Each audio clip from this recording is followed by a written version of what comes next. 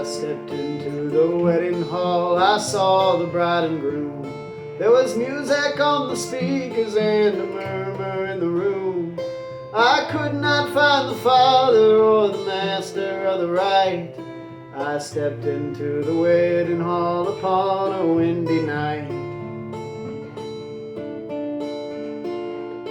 And though I were a guest, I felt the premonition creep. Perhaps it was I who was to take the lover's lead. But then the groom did walk in and the clamor reached its swell. And I knew for sure he was not me, for I did know him well. The preacher then began to speak and then to sermonize. But I felt I could not sit still when I looked into his eyes. For I saw no spirit there, no flicker in the lamp. A den of thieves all drew their swords when the bride began to vamp. She was a scarlet woman in a dress as red as flame, but she looked far too innocent, I thought her not to blame.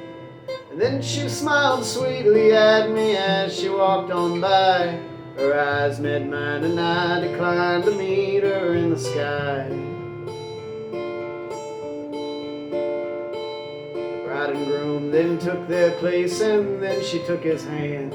And squarely in between them did the hollow reverend stand.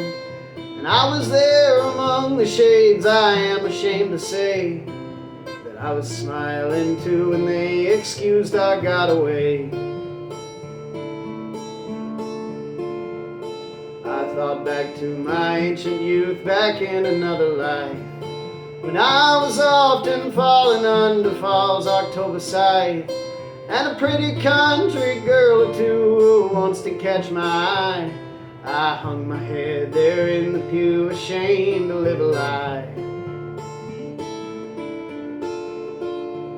Stop this charade, I cried inside the confines of my mind.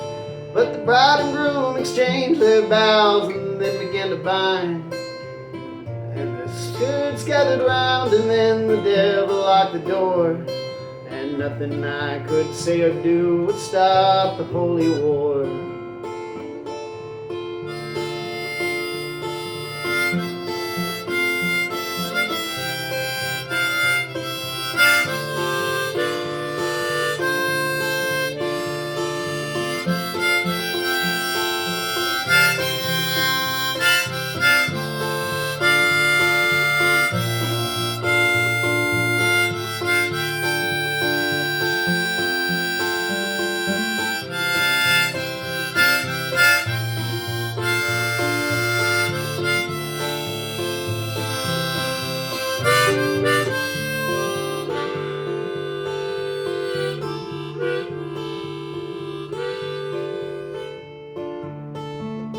I finally made my way out, but how I don't recall.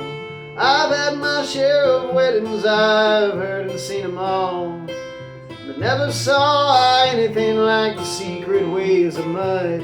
I stepped into the wedding hall and I signed the book in blood.